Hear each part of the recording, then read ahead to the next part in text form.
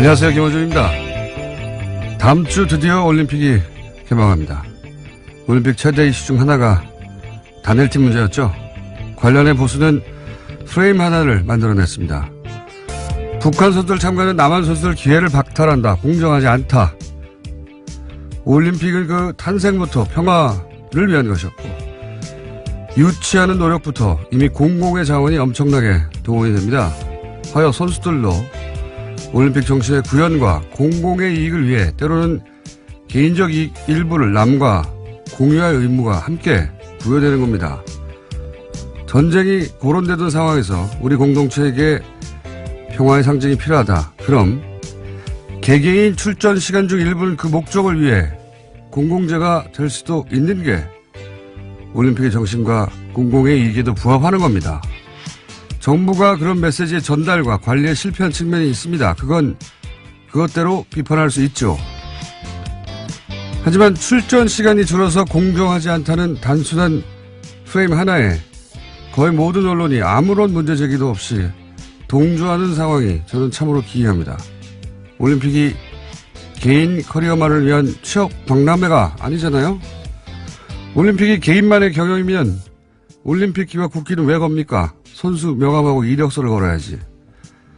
올림픽만 생각해온 어린 선수들이 거기까지는 생각 못했을 수 있습니다. 당황하고 억울할 수 있죠. 그럴 때 단일팀이 가진 상징과 의의, 올림픽의 공공성과 우리 공동체가 필요로 하는 평화의 절박함을 그들에게 얘기해 줄 수 없다면 언론이 뭐하러 있습니까? 김원준 생각이었습니다.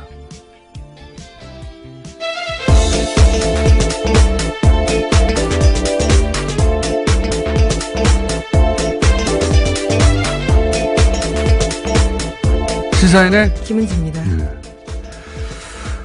이 이슈는 원래 정부가 메시지 관리에 실패한 게 맞아요. 네. 그에 대해서 정부 관계자들이 사과를 하기도 했습니다. 네, 당황했다고 봅니다. 왜냐하면은 단일팀이 이렇게 문제가 된 적이 없기 때문에 준비가 안 됐어요. 메시지 전달과 관리에. 그리고 또 그만큼 보수가 초장부터 아주 잘 치고 들어온 프레임이고.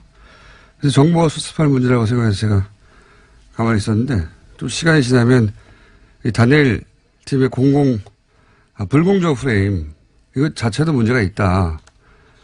반쪽짜리 프레임이다. 이렇게 얘기할 줄 알았는데 이슈가 다 끝났는데 그런 얘기가 없어서 제가 이제서야 한마디 하는데 고생한 개개인의 기회를 제한하면 안 된다. 맞아요. 그 중요한 가치인데 그게 유일한 가치는 아니에요. 올림픽은 개인의 기회 실현 이외에도 공공의 가치를 구현할 의무가 선수들에게도 있는 겁니다. 네. 올림픽이 선수 개개인에게 배타적으로 독점할 수 있는 기회가 아니에요. 조금만 생각해보면 당연한 건데, 초장부터 여론이 확 쏠리니까, 무서워서 그런 건지, 비겁해서 그런 건지, 언론이 그런 말을 안 해서 한마디 하고요. 더 웃긴 거는 이런 포인트예요. 보수가 갑자기 개인의 권리가 가장 중요하다는 거예요. 예. 그럼 노조 지지해야지, 보수가. 노조 포함하면 맨날 뭐 국가 경제를 생각하라고 그러다가 갑자기 올림픽에서만 개인 권리가 가장 중요하게 되는 겁니다. 이게 앞뒤가 안 맞는 거예요. 그 프레임에 이따시만한 허점이 있는데 그냥 언론들이 넘어가 주니까 실망입니다. 저는. 자, 첫 번째 뉴스가 뭡니까? 네, 세월호 특별조사의 업무를 방해한 혐의를 받고 있는 박근혜 정부의 해양수산부 장차관이 구속됐습니다. 김영석 전 장관과 윤학배 전 차관에 대한 구속영장이 어제 발부된 건데요. 이들의 구속영장을 심사한 서울 동부지법 양철한 부장판사는 발부 사유를 다음과 같이 밝혔습니다. 범죄 혐의가 소명되고 도망의 우려 및 증거인멸의 우려가 있다라는 겁니다. 세월호 특조위 방해 관련해서 장관이 구속됐습니다. 하도 뉴스가 많아서 이제 구속에 있는데 드디어 세월호 진실규명을 하는 것을 조직적으로 방해한 행위가 이제 구체적으로 밝혀질 시점이 됐습니다. 예. 이렇게 조직적이고 구체적으로 방해를 하려면 기본적으로 상시 사찰이 있어야 되는 겁니다. 상식적으로. 그래야 미리 막죠. 당연하게. 그러면 누가 합니까? 이걸 국정원이 하는 겁니다. 통상적으로는 도청하고 미행하고 뭘 하는지 어떤 회의를 하는지 그 안 알려주거든요. 특조위에서. 그걸 어떻게 알아요? 그 공관을 도청하거나 예. 사람들의 통화를 도청하거나 사람들을 미행하거나 기본적인 사찰이 없으면 그러니까 사건이 터지고 나서는 막기가 어렵잖아요. 이미 언론을 타면 미리 알아야 되거든요. 자, 그러면은 이제 특조위의 기밀을 어떻게 수집했는가 또는 예, 뭐 그와 같은 내용도 나왔습니다. 박근혜 대통령의 7시간 행적을 조사한 특조위에 대해서 어떻게 대응할지에 대해서 문건이 나온 건데요. 2015년 11월 달에 특조위가 세월호 참사 당일에 박근혜 전 대통령의 7시간 행적 조사하기로 했습니다. 그 당시에 강하게 반발하면서 새누리당 추천위원 4명이 나갔는데요. 그에 대한 내용들이 똑같이 문건에 쓰여 있습니다. 당시에 치밀한 보안이 요구되어서 특조위 상임위원조차도 내용들을 몰랐었는데 이에 대해서는 비공개 일정과 내용, 행적조사 안건이 언제 어떻게 의결될지도 다 쓰여 있었다라고 합니다. 그거 다 이제 밝혀야 되고 이거 어떻게 합니까? 당연히 여기서 국정원은 왜 기여했고 정부는 왜 재난의 진실을 파헤치는데 이렇게까지 방해를 했는가? 이제 거기서부터 다시 시작해야 되는 거죠. 자, 네, 박근혜 정부의 청와대가 어떻게 개입됐는지 좀 구체적으로 나오고 있는데요.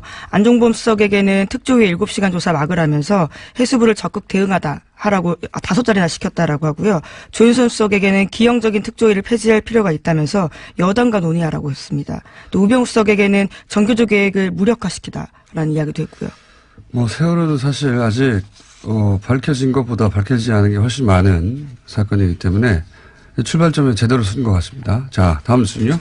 네, 오늘 이명박 전 대통령 관련된 뉴스가 많습니다. 가장 먼저는 다스인데요. 검찰이 다스의 법인의 수출 대금 1,500억 원을 쪼고 있다고 JTBC가 보도했습니다. 대금이 들어오지 않고 해외에서 사라졌다라는 정황을 포착했다라는 건데요. 검찰은 최근 다스의 전현직 회계 관계자들을 불러서 조사하고 있습니다. 주진우 기자가 그리고 안홍근 청장이 몇 달 전부터 계속 주장하는 얘기죠. 예, 해외로 빠져나가는 돈, 예, 비자금. 그리고 제가 2012년에 싱가포르에서 예, 이런 비자금이 그쪽으로 모인다 이런 첩보를 입수하고 그때부터 추정한 적이 있어요. 미국이 스위스 계좌를 이제 털면서 국제적으로 블랙머니가 싱가포르로 많이 이동했었거든요. 그때 스위스 은행이 싱가포르로도 많이 이사를 갔고요. 그때 왜냐하면 거기가 합법적으로 차명 계좌가 가능합니다.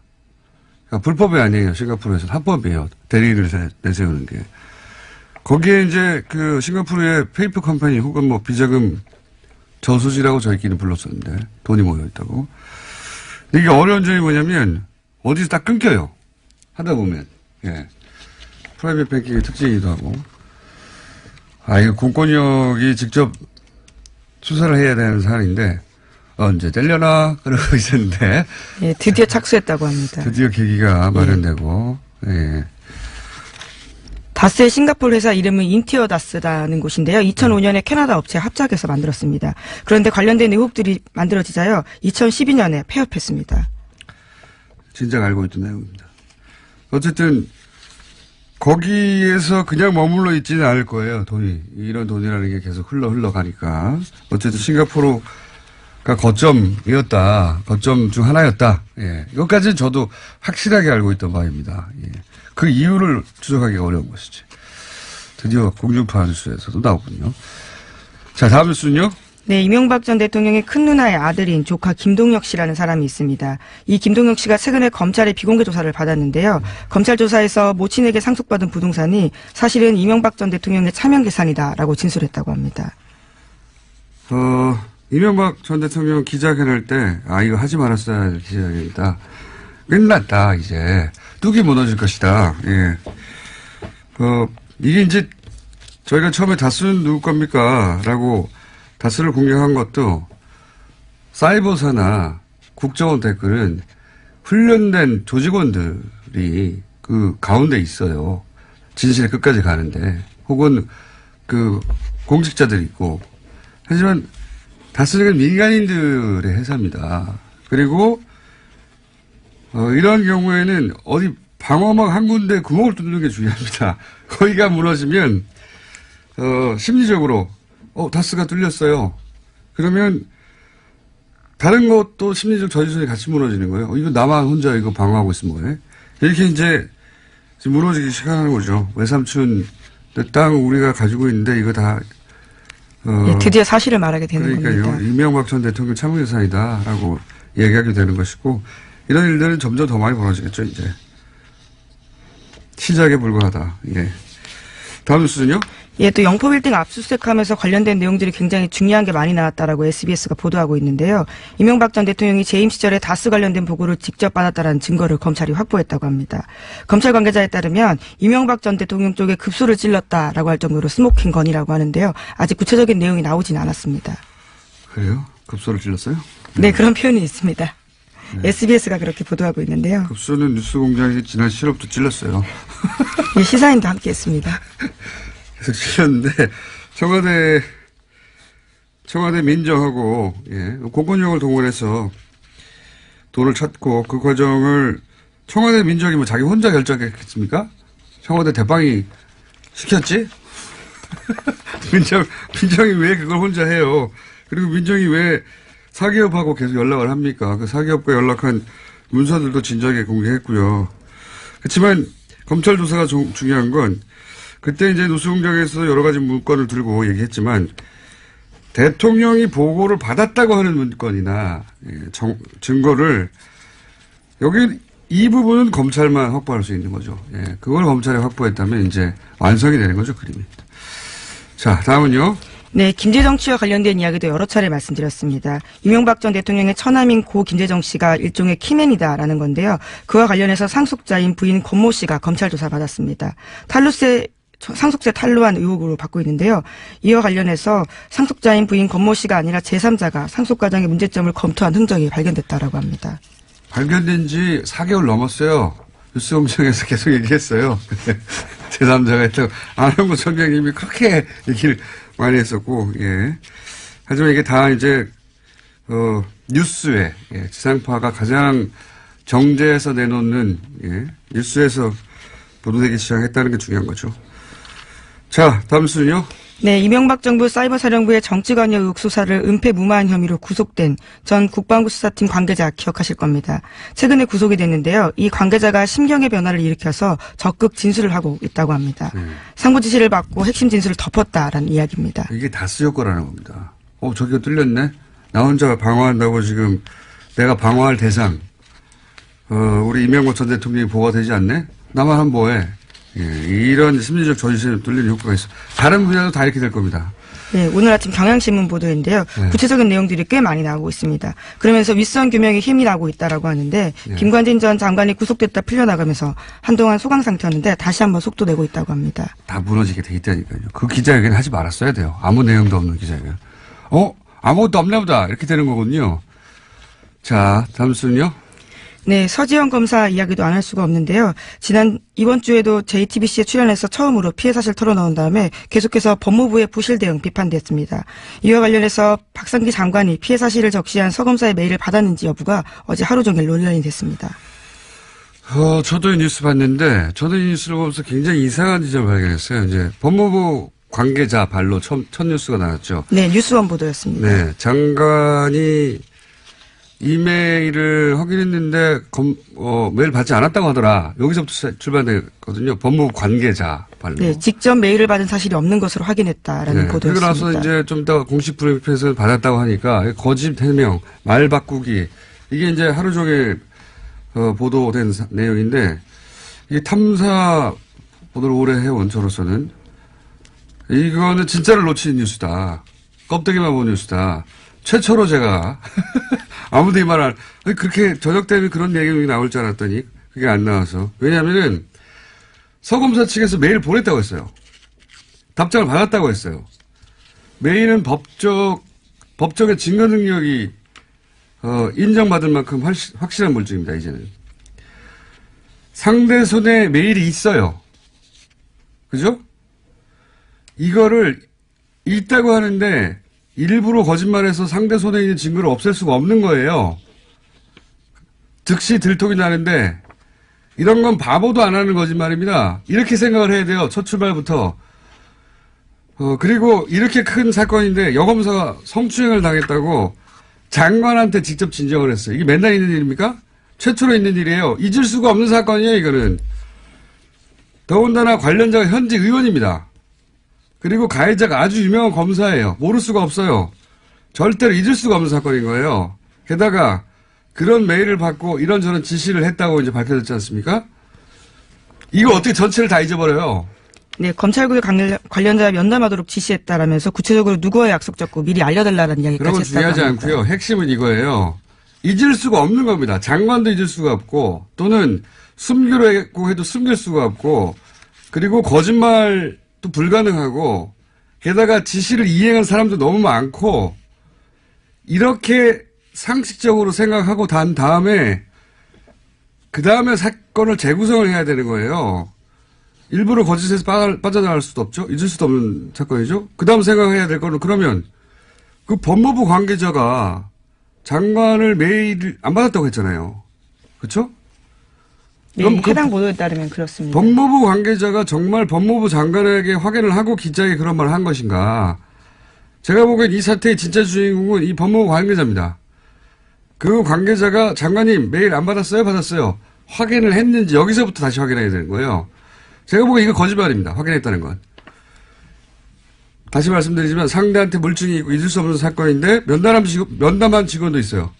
관계자가 많아요. 아는 사람이 너무 많아. 장관이 거짓말해서 피할 수도 없고 얻을 이득도 없어요. 이렇게 생각을 못하면 기자들이 관성적으로 그냥 법무부 관계자와 법무부 브리핑이 차이가 나. 아싸 거짓말 이렇게 기사 쓴 겁니다. 이렇게 하면 맨날 껍데기 기사가 나오는 거예요. 진짜 질문은 그 관계자는 왜 그랬냐. 10중 8구 제가 보기엔 거짓말했어요.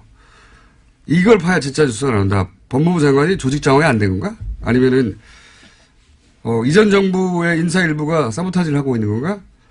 이걸 못 보면 진짜 뉴스가 안 나오는 거예요. 왜냐하면 이렇게 하고 나면은 가해자는 사라지고 박상기 법무부 장관만 남는 거예요. 사건의 주요 인물인 것처럼. 하여튼 마음에 안 듭니다, 요새. 자. 네, 어쨌거나 서 검사도 법무부 담당자 만나서 진상조사 요구했는데요. 해가 넘도록 조치가 치러지지 않았다는 점도 이야기하고 있습니다. 그 점은 그 점대로 따질 일이에요. 예, 그 점은 그 점대로 따질 일이고 피해자 입장에서 만족스럽지 않은 거죠. 예. 근데 이제 사건의 포인트가 법무부 장관이 아닙니다. 제가 보기엔. 이 첫 보도가 나간 관계자를 봐보세요. 그리고 관계자와 장관의 말이 일치하는지를 확인해 보세요. 거기서부터 진짜 사건이 숨어 있다. 자, 다음 순요. 예, 오늘 아침에 한국일보에서 안철수 국민의당 대표의 인터뷰가 있었는데요. 예, 바른정당과 손잡고 통합신당 준비하고 있는 중입니다. 이에 대해서 지방선거 이야기가 좀 나왔었는데 6.13 지방선거나 재보궐선거 출마 등 모든 가능성이 열려있다라는 이야기를 했습니다.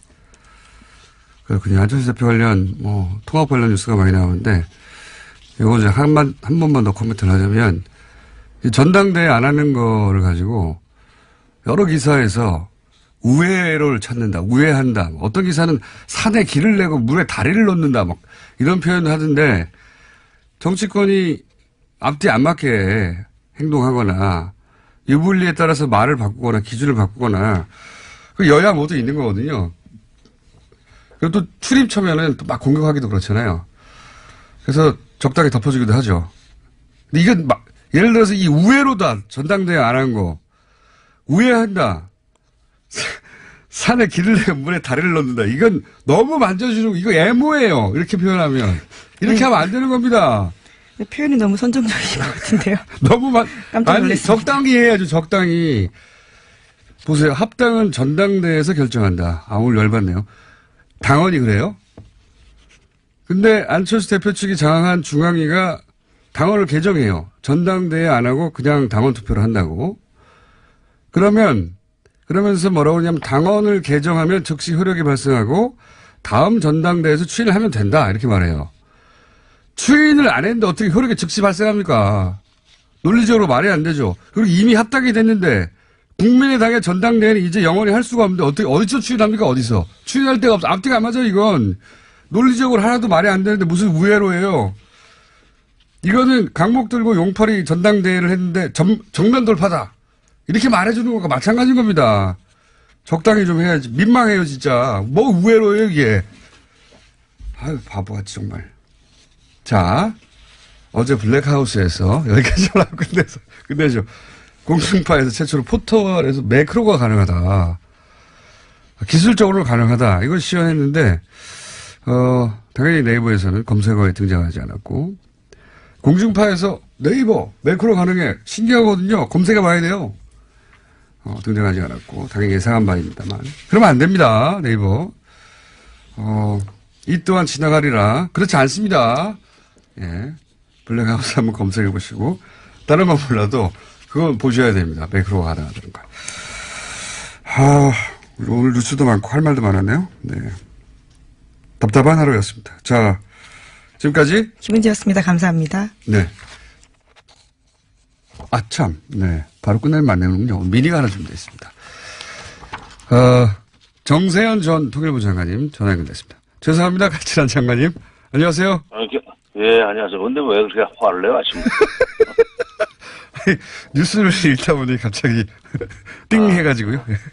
그게 됐지. 됐죠. 예. 일리 있어요. 장관님도 갑자기 훅 가실 때 있잖아요. 네. 네, 그래요. 갑자기 저희 연결드린 것은 이제 뭐 올림픽 내내 중간중간 연결드리겠다고 했는데 저희가 하루 이틀 놓쳤는데 열병식 관련한 뉴스도 있고 그리고 뭐 금강산 안 가는 뉴스도 있는데 우선 북한이 금강산에서 행사 안 하겠다고 갑자기 나온 이유는 뭐라고 보십니까? 뭐 여러 가지 이유 있다고 생각해요. 일석 3조 정도. 일석 3조. 하는 생각인데. 예. 첫째는 남쪽에서 그 금강산 문화행사를 비롯해서 예. 남북이 이렇게 뭐 공동원하고 공연하고 하는 걸 가지고 무슨 북한의 체제 선전이니 네. 또는 뭐 한미동맹을 이간시키려고 하는 거니 하는 식의 보도들을 일부 언론에서 하지 않았습니까? 많이 했죠. 그다음에 예. 또, 그다음에 또 2월 8일 날 하게 돼 있는, 건군절 행사, 70주년 건군절 70주년 행사도 그것도 무슨 올림픽에 오기로 해놓고 그 전날 하는 법이 어딨냐. 이게 완전히 그 위장평화공세다 내지는 갈라치기다 뭐 이런 비난을 하는 데 대해서, 불쾌감을 표시하면서 첫째, 두 번째는 대내적으로 그 남북한 공동 문화 행사를 하는데 우리 사람들만 가서 관중석에 앉아 있을 수는 없잖아요. 네. 북한 주민들도 데려와야 되거든요. 근데 그 금강산 근처에 있는 사람들 데려오는 것도 간단치가 않고 왜냐하면 굉장히 못 사는 동네입니다. 네. 그러니까 다 어떻게 보면은 옷도 헤입히고 등등 아니면은 평양에서 데려와야 돼요. 원산이나. 그 교통 문제도 간단치가 않아요. 북한의 지금 현재 형편으로는. 특히, 기름은 뭐, 하나도 못 들어가게 하면서 자동차 움직이는 것이 쉽지 않고, 동원이 어렵죠. 그 다음에 세 번째는, 이제 북쪽 공연도 하지만, 네. 우리 쪽에서 가서 공연할 거 아니에요? 네. 우리 쪽에서 가서 공연하는 거에 대해서 북쪽이 좀 부담을 느낄 겁니다. 무슨 얘기냐면, 지난번에 그 블랙하우스 때 잠깐 보였던 그 베이비복스 평양 공연. 네. 그 베이비복스의 평양공 같은 걸 보고 북한 사람들이 느낄 문화적 충격. 예. 그리고 그것이 체제에 미치는 영향, 이런 거 생각하면은 이게 득될 것이 없다. 핑계 없냐? 이번에 남쪽에서 뭐 여러 가지 비난하는 거에 대해서 그 핑계 대고 이거 이제 차라리 안 하는 게 낫겠다 하는 결정을 하지 않았나. 복합적인 원인이 있다는 거죠. 그렇군요. 예. 여러 가지 사정상 이건 안 하는 게 낫겠다고 이제 종합적으로 북한이 판단했을 것이다. 예. 네. 그 대신 마식령 스키장에 뭐 공동 훈련을 한다 하는 것은 그 별로 그렇게 접촉 기회가 없어요. 선수들끼리는. 예. 스키이기 때문에 이게 기록 경기 아닙니까 스키가. 그러니까 실제로 갔다 온 그 기자들 얘기 들으니까 각자 북한 선수 한번 쭉 타고 내려오고 네. 우리 선수 타고 내려오고 뭐 그러고 끝났다. 별로 이렇게 물론 만나서 뭐 이야기하고 하는 그거는 뭐 좋은데 같이 어울리는 시간이 적기 때문에 그건 부담을 별로 안 느꼈을 겁니다. 그렇군요. 이제 이 공연도 하고 남측에서 가서 오래된 시설들도 이제 이용해야 하고 뭐 북한 입장의 형편도 있고 또 남한에서는 이걸 또 비판도 하고 하여튼 복합적으로 기분도 나쁘고 형편도 어렵고 현실적인 어려움도 있고 뭐 이런 차원일 것이다. 네. 듣고 보니 그러네요. 예. 이건 어떻습니까? 또 한 가지는, 건국절 열병식. 북한에서는, 건군절. 건군절. 예, 국이 아니라. 건군절. 이거는 우리 입장에서는 올림픽 전날인데, 이렇게 퍼레이드를 해야 되느냐. 뭐 이런 분명히 입장이 있을 수 있고, 북한에서는, 아니, 이거는 이쪽 행사인데, 니네가 이것까지 못하게 하면 안 되지. 뭐 이렇게 입장이 갈리는 건 한편으로 양쪽으로 생각해보면 당연한데요. 결국은 이 행사를 하겠죠? 당연히? 그렇죠. 이게 원래 북한의 건군절이 예. 1948년 2월 8일이 건군절입니다. 예. 지금으로부터 70년 전이죠. 예. 그런데 그러다가 78년부터는 건군절을 4월 25일로 바꿨어요. 그게 이제 1932년 4월 25일 그때 21살짜리 김일성이 예. 김성주였죠. 처음에는 항일 빨치산 항일 유격대를 만들었다고 하는 날이 4월 25일이에요. 그거를 건군절로 이렇게 만들었어요. 예. 그때부터 78년에 4월 25일부터 4월 25일 건군절로 만들어가지고 2014년까지는 4월 25일을 건군절로 치고 행사를 했었습니다. 열병식 할 일 있으면 열병식 하고 실내 행사 할 일 있으면 실내 행사. 근데 열병식까지 하는 것은 되게 꺾어지는 해예요. 10년, 5년, 20년 이럴 때. 그러다가 다시 그러니까 15년부터는 김정은 시대죠. 김정은 시대에 와서 다시 건군절을 2월 8일로 되돌려놨어요. 그리고 지금 이번에 금년이 처음으로 맞는 꺾어지는 해입니다. 70주년. 금년 신년사에서 9월 9일이 정권 수립 기념일인데 그게 70주년이라는 얘기부터 하면서 그걸 대대적으로 하자. 그리고 그걸 잔치로 만들자. 그리고 남쪽에서 마침 평창 올림픽도 있으니까 그것도 우리가 참가하는 식으로 해서 그것도 좀 축하해주자 하는 얘기를 신년사에서 했었습니다. 그러니까 이게 2월 8일이었다가 4월 25일로 됐다가 2015년부터 2월 8일로 다시 되돌아간 건데 이게 이 김정은 시대에 와가지고 아버지 때 그러니까 김정일 때 그리고 김일성 때 성취하지 못했던 여러 가지 군사적 업적을 한 번에 이번에 보일러 주려고 할 거예요. 예를 들면 무기도 들고 나올 거고 장거리 미사일 같은 것도.